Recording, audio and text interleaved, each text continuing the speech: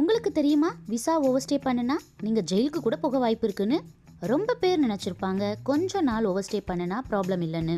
But actually இது wrong.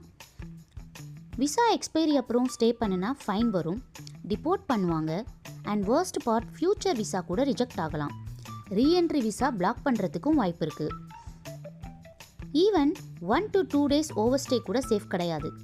Immigration rules ரொம்ப strict, கண்ட்ரிக்கு கண்ட்ரி வேரி ஆகும். ஸோ ஃபாரின் போகணும்னு இருந்தால் கண்டிப்பாக தெரிஞ்சுக்கணும். உங்கள் ஃப்ரெண்ட்ஸ் அண்ட் ஃபேமிலி யாராவது ஃபாரினுக்கு போகிறாங்களா? இந்த வீடியோவை ஷேர் பண்ணுங்கள்.